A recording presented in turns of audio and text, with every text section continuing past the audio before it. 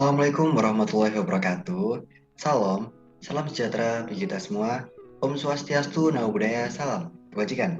Selamat pagi, siang, sore, malam warga di Rekta dimanapun kalian berada. Semoga kalian sehat dan baik-baik saja. Kembali lagi denganku, Eko Nugroho. Kali ini kita akan ngebahas lanjutan dari pembahasan kita part 1 terkait modul 9 penyelesaian audit ini. Nah, tadi kan kita sudah membahas terkait beberapa kumpulan jurnal koreksi, terus apa itu prosedur analitis, terus kenapa kok ada materialitas yang harus diketahui, terus kenapa kok buat common size gitu-gitu. Nah, setelah kita udah menyelesaikan prosedur analitis, terus kita udah membahas, maksudnya udah tahu bagaimana jurnal koreksi dari modul 2 sampai modul 8, terus kita juga udah memasukin hasil dari jurnal koreksi tadi ke dalam buku besar Statement of Financial Position dan Income Statement. Langkah selanjutnya yang kita lakukan adalah terkait melakukan laporan audit independen. Nah, jadi di sini adalah sebuah laporan auditor independen atau laporan audit lah.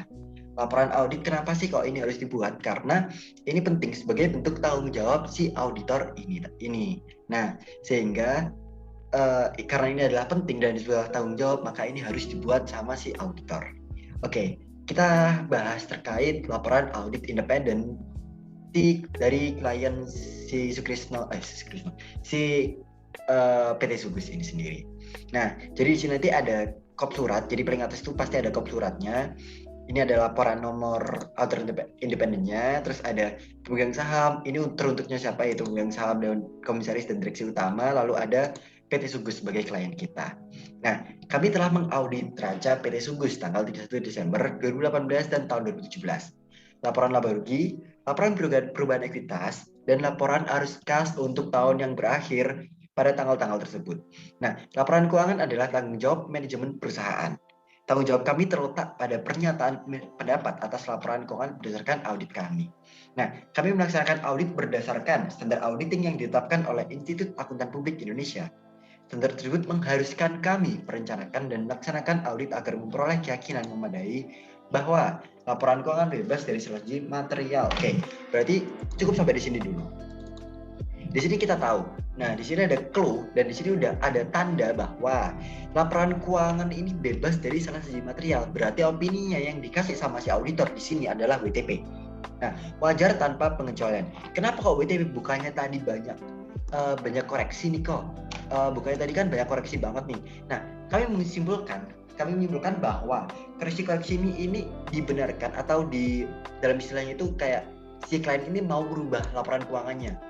Oke, jadi ketika klien itu mau merubah laporan keuangannya menjadi lebih sesuai apa yang ditemukan oleh si auditor, ya berarti temuan-temuan ini menjadi tidak ada kekeliruan lagi. Oke, berarti keluar kekeliruan ini itu bisa dalam artian bisa ditutupin lah karena udah dibenerin sama si klien. Nah, sehingga karena ini udah dibenerin asumsi ini ya, ini tergantung asumsi ya. Jadi karena asumsi kita si klien mau merubah laporan keuangannya, mau merubah SOFP-nya, mau merubah income statement-nya, ya berarti laporan auditor independen yang kita keluarkan adalah WTP. Laporan keuangan bebas dari salah satu material. Nah, terus gimana kalau misal si klien ini nggak mau merubah laporan keuangannya? Kan kita udah menemukan temuan-temuan nih. Nah, kalau misal dia nggak mau merubah, ya kita nggak bisa maksa dia mau merubah atau enggak. Tapi urusannya itu akan ada di kesimpulan akhirnya, opini yang akan kita kasih. Kita sebagai auditor. Nah, jadi kita nggak perlu maksa si klien mau merubah data laporan keuangannya, nggak perlu. Kita cukup ngasih temuan-temuannya. Kalau si klien mau berubahnya, ya udah berarti WTP, gampang aja. Tapi kalau dia nggak mau merubahnya, ya gampang aja. Kita nggak perlu ngasih WTP. Udah, itu dari kita. Nah, setelah ini udah terbit, oh ternyata si klien ini mau berubah nih, asumsiku si klien PT Sugus ini mau berubah, makanya dia bebas dari salah satu material. Nah, satu audit meliputi pemeriksaan atas dasar pengujian, bukti-bukti yang mendukung, jumlah-jumlah dan pengungkapan dalam laporan keuangan. Audit juga meliputi penilaian atas prinsip akuntansi yang digunakan dan estimasi signifikan yang dibuat oleh manajemen, serta penilaian terhadap penyajian laporan keuangan secara keseluruhan. Nah, kami yakin bahwa audit kami memberikan dasar memadai untuk menyatakan pendapat. Oke, di sini kan terkait opininya, bahwa opininya adalah WTP. Jadi tadi ya teman-teman, kalau misal si klien ini nggak mau merubah temuan-temuan yang dilakukan oleh si auditor, ya udah berarti nanti gampang aja nanti permasalahannya ada di opininya, bukan di bukan kita harus maksa kamu banyak salah nih, jadi kamu harus berubah, enggak. Tapi permasalahannya nanti ada di bagian opininya gitu. Nah, menurut pendapat kami, laporan keuangan yang kami sebut di atas menyajikan secara wajar dalam semua hal yang material.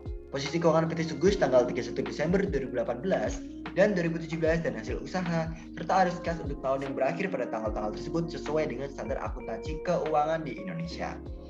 Oke, Tangerang Selatan dari nomor 2019 bla bla bla ini upload. Jadi ini adalah bentuk opininya, bentuk suatu laporan audit independennya bahwa ini laporan auditor bahwa laporan keuangan si klien itu bebas dari salah saji material. Itu penting banget. Kenapa? Karena ya bentuk WTP itu ada clue-nya yaitu di sini tadi.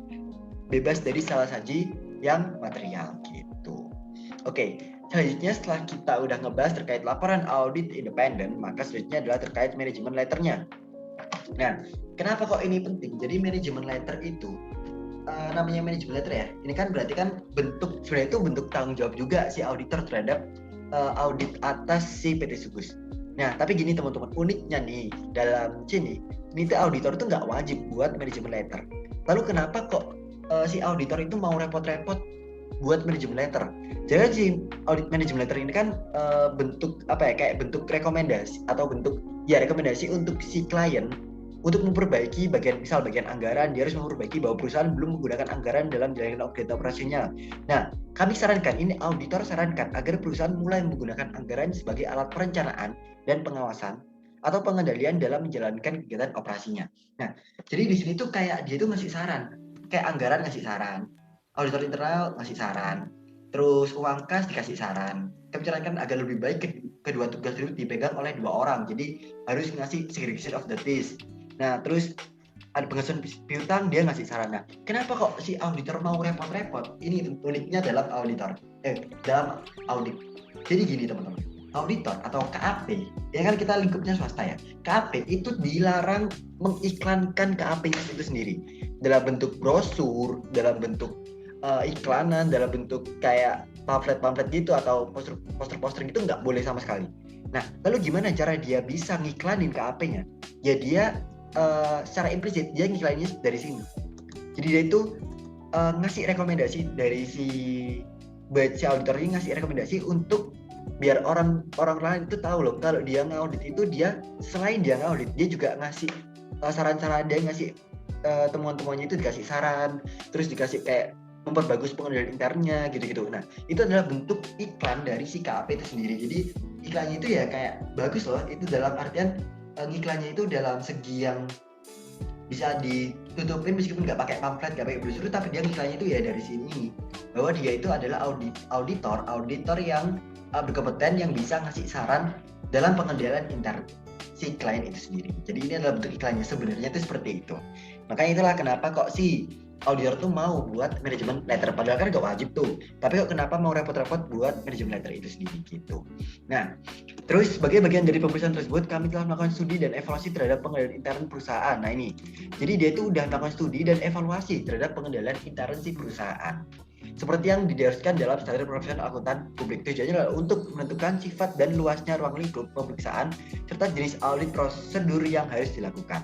Nah, evaluasi terhadap pengendalian intern bukanlah merupakan suatu pemeriksaan khusus terhadap pengendalian intern perusahaan. Dan laporan yang kami buat ini merupakan suatu laporan tambahan dari laporan pemeriksaan kami. Nah, keadaan administrasi serta pengendalian intern perusahaan secara umum cukup baik. Akan tetapi selama pemeriksaan berlangsung, kami menemukan beberapa kelemahannya. Nah, ini ada kelemahan di bagian anggaran, kelemahan di bagian auditor internal, terus ada kelemahan di bagian uang kas, terus ada penghapusan piutang. Jadi ini kita coba bahas satu-satu ya. Dalam penghapusan piutang, dia itu menemukan bahwa PT itu masih belum sempurna mengenai kebijakan mengenai penghapusan piutang yang tidak dapat ditagihnya. Terus ada laporan akun bulanan dari piutang usaha. Jadi selama ini perusahaan belum mengirimkan laporan akun bulanan, monthly statement of account, kepada masing-masing pelanggan. Nah, akibatnya apa? Banyak jawaban konfirmasi piutang yang hasilnya itu berbeda. Nah, lalu dikasih saran sama si auditor bahwa perusahaan mengirimkan agar klien ini tuh mengirim laporan akun bulanan kepada masing-masing pelanggan, agar piutang yang tercatat di pembukuan perusahaan menggambarkan tagihan yang sesungguhnya kepada masing-masing pelanggan gitu. Terus ada investasi aset tetap, yaitu perusahaan itu jarang melakukan inventarisasi atas aset tetap yang dimilikinya. tidak ditemukan rincian daftar aset tetap. Nah, bisa si auditor itu menyarankan agar minimal setahun sekali perusahaan melakukan inventarisasi pemeriksaan fisik atas seluruh aset tetap yang dimilikinya untuk memeriksa kelengkapan aset tetap perusahaan, ada yang hilang atau tidak, dan bagaimana kondisi fisiknya, apakah dalam keadaan baik atau rusak. Nah, selain itu, seluruh aset tetap perusahaan perlu diberi nomor kode untuk mempermudah pengawasannya. Nah, terus ini ada komentar dari si manajemen. Oke, setuju, akan diperbaiki dalam depan. Nah, jadi saja ada proses penerimaan persediaan, terus ada kompetensi bagian akuntansi. Nah, itulah beberapa temuan-temuan atas kelemahan-kelemahan pengendalian intern si klien. Nah, dari sini tuh udah jelas ya kenapa kok si auditor tuh mau buat manajemen letter itu sih. Jadi intinya manajemen letter itu berupa temuan-temuan kelemahan-kelemahan dari pengendalian internnya si klien, terus bentuk pertanggung jawab juga si auditor atas mengaudit si klien PT Sugus ini gitu teman-teman. Nah, selanjutnya tuh selain itu sebenarnya itu masih banyak lagi terkait completing audit, yaitu ini cuma pembahasan dari modul-modul sebelum-sebelumnya, jadi ini adalah total kompilasinya. Nah, ini dari modul-modul sebelumnya. Oke, aku bahas sedikit terkait apa aja sih langkah selanjutnya seharusnya yang dilakukan. Jadi seharusnya itu ya biasanya auditor tuh ngecek apakah ada kejadian atau peristiwa penting dalam subsequent event. Jadi subsequent event itu kan yang tadi kita bahas di materi ya teman-teman. Subsequent event itu adalah suatu hal yang terjadi setelah tutupnya laporan keuangan setelah tanggal 31 Desember 2000 sekian sampai laporan auditor itu terbit. Yaitu biasanya itu bulan Maret sampai April lah. Nah, apakah dalam bulan-bulan itu ada kejadian luar biasa seperti contoh kebakarannya gudang atau misal perampokan besar-besaran atau apa, itu kan kita mau cek apakah benar-benar gak ada atau emang dalam peristiwa itu apakah ada kejadian yang janggal gitu. Nah, kita itu juga sebagai auditor itu juga harus mencek adanya kejadian subsequent event itu tadi gitu teman-teman. Nah, jadi selain itu juga si auditor selain buat laporan auditor independen dan manajemen letter juga harusnya itu buat kelas kerja auditnya.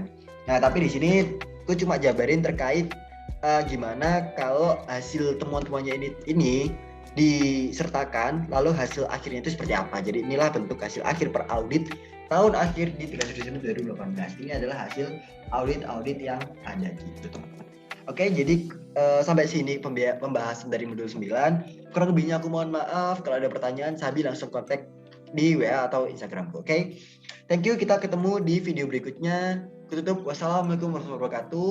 Salam sejahtera bagi kita semua. Om Swastiastu, Namo Buddhaya, salam kebajikan. Terima kasih semuanya. See you.